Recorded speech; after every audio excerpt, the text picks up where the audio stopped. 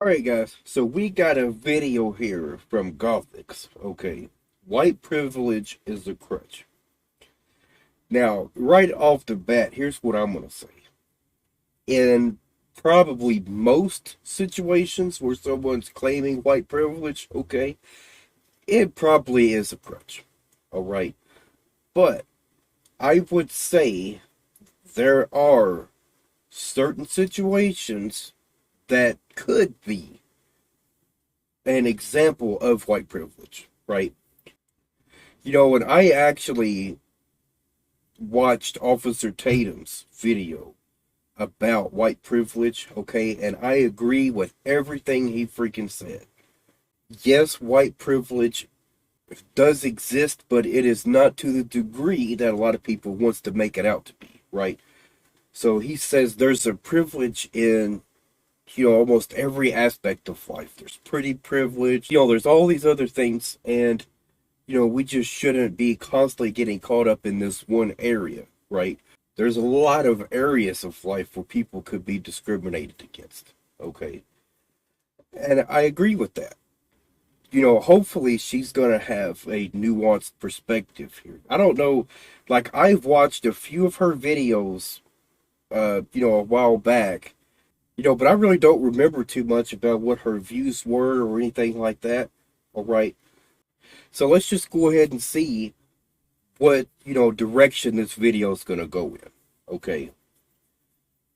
But right off the bat, I would say I at least partially agree with the video title. Okay. Most of, the claims of white privilege is a crutch. It is an excuse to say, I act this way, or I do this, or I do that, or I break this law because of white privilege. Okay. Ethnic group with a collective crime is inexplicable. If I were to reverse the notion that white people have privilege because of their skin color, would that mean that black people automatically are oppressed because of their skin color? Hi, my name is 𝕒𝕤, and today we're tackling one of the most requested topics on this channel. So again, if you have a suggestion for a future video, leave it in the comments below. So, white privilege. This is a term that I personally find nauseating. I would love nothing more to see it just disappear out of existence entirely. The concept does nothing beneficial for anyone. So, I'm gonna break it down to you, and I know that I'm gonna get a lot of angry comments from other black folks who are maybe gonna try to attempt to educate me on racial injustice and how whites have it easier in that regard. But I'd please ask you to first check out my video on critical thinking before typing up an angry response that YouTube may automatically delete anyway. That algorithm though, it's very interesting. With that being said, let's get into this. So, I find that a lot of people who use white privilege to rationalize their life experiences are actually experiences rooted in culture or social class. So for example, if a black person goes on an interview and gets passed up on a job over a white person who may have the same qualifications, one might argue, well, that's clearly white privilege. But if I told you that the black person during the interview was talking like this, I would say that that's more something rooted in culture rather than race.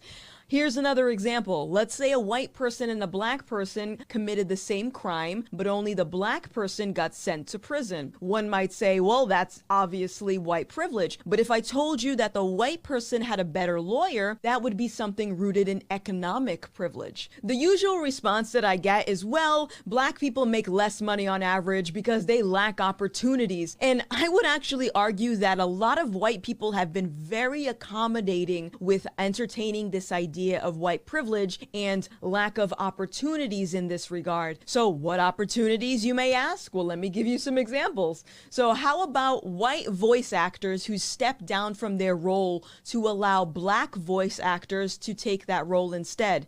Mainly when a white person is voicing a character that is illustrated as a black person, despite the literal definition that acting is to pretend to be something that you're not. Here's another example. Incentivize diversity quotas or affirmative action, where more. So I'm not really finding, anything at all that I could outright disagree with. Okay. I I think this is a more nuanced approach right here, at least from, the first few minutes, right? And I especially like, you know, what she just said. White people stepping down from a role because, well, that role is, you know, was originally a black person and I shouldn't play that role. But like she said, it is acting, right? More qualified individuals could get passed up on an opportunity to make room for black people, which, if I may give my 2 cents on this topic for just a quick second, if a company needed to be incentivized in order to hire a minority, why would I want to work there anyway? Or what does that say about myself? Does incentivized diversity imply that I'm not smart enough to get the position on my own? I'm honestly very perplexed why so many minorities are infatuated with the brown versus white employment ratio. If I don't get offered a position, the first So I can definitely understand that point. You know, just to give my perspective, right? I am disabled. And if I knew I had to force my way in to a job, right? Because they don't like to have disabled people working at their establishment. If I had to force my way in, right? I would not want to do that. Okay? I would much rather work for a company that would just automatically accept me, right, into their establishment without me having to force my way in. I would feel a lot more like appreciated and wanted. Okay. So I can definitely understand that point. However, if it came down to it and every single place was turning me down, you know, you can't work here, we don't want you, whatever else, right? Every single place I try. And then they tell me there's this one place that would be a perfect job for me, right? That I could do, but they don't want to hire me, right? So, but then they tell me if we file this claim or whatever else, right? We can force that company to give you employment. So if my options are go and work for a company I don't like, but am able to keep my apartment, keep my car, keep all these other things that I desperately need, right, in order to have somewhat of a functional life, or I say, okay, screw it then, I will just continue to look for work, right? I'll lose my car, lose my apartment, lose everything I have just to prove a point that because this company doesn't like people like me, I should just walk away. So that's my analogy, right? That is coming from a perspective from someone who would feel discriminated against, okay, in a similar situation, right? I wouldn't feel comfortable there, but at the same time, if it's either that or start asking people if I can go and live with them, I'm going to work at the place I don't like. And in the meantime, while I'm working at that company I don't like, I can continue to go out and put applications in at other places, right? Because I will have that income to hold me over until I find a more permanent, more suitable job, all right? A nuanced discussion is really important, right? We have to consider all the factors. I think affirmative action would have been a lot better if it applied to everyone who had disadvantages. And guess what? That includes white people. Okay? You know,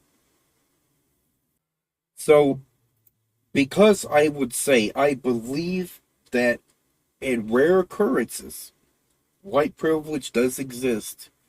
And because I would say that, there are also occurrences where black privilege exists. Okay? Let's talk about affirmative action for a moment, right? Isn't that black privilege? in that specific situation? Well, of course it is. Okay? You are getting an advantage, right? That is because of your race. So that's white privilege in that specific situation, right? First thing I do is to consider what qualification I was lacking versus the company is just racially biased. Here's another example that touches just with. Now, I'm definitely going to do some research, okay? But to my understanding right now, affirmative action is about financial aid. That is about, people not having money to pay for their college, right? Or maybe they wouldn't qualify for financial aid. That could be another factor. But like I said, I'm going to do some more research into it, though. Okay, so I'll see what I can find. That's just my opinion of it right now, based on what I know. And I agree with the sentiment here. Okay, I agree with the sentiment that she's putting out. And I think if you're going to qualify for affirmative action, you should still have to be able to pass the same exam, the same test as everyone else. Okay? Now, I actually went to college. I went to ITT. Okay? And I think a lot of us know a lot about ITT, right? They, there's really no way around it, okay? They took advantage of me. That's exactly what they did. So they gave me 1 week as a trial period. After that point, I would be locked in and responsible for the bill, okay? So what they did, everything was basic classes. And I think those classes only existed for the purpose of getting people who ordinarily wouldn't pass an exam to get in, right? And keep in mind, there was no exam to get qualified there, right? It was just, if we can get you financial aid, then we will go ahead and let you go here, right? I think that's one of the biggest problems with that school. And so what they did, once that first semester was over, when I came back, yeah, I was in, extremely difficult classes. Classes I wasn't even aware of that I was going to get, okay? Because I didn't know. I was still young. I think I was about 20 years old when that happened. So I was still, like, really young, okay? Within the creator space, I've been seeing a lot of new or inexperienced Black content creators who use the lack of representation argument to finesse opportunities or free merchandise from companies. This annoys me as well as many other Black content creators who work hard to highlight our talent rather than using our skin color as a crutch. Personally, I find the act of working with a creator based on their skin color rather than their talent actually hurts the infrastructure of the industry. Let me explain this. The primary reason a company decides to work with an influencer is because of ROI, or return on investment. If a company chooses to work with a Black influencer that has 300 followers versus a white influencer that has 30,000 followers, would that company really be getting a return on investment? I also think this behavior encourages mediocrity, as the creator may not feel it's necessary to improve their craft because to them, these opportunities imply that they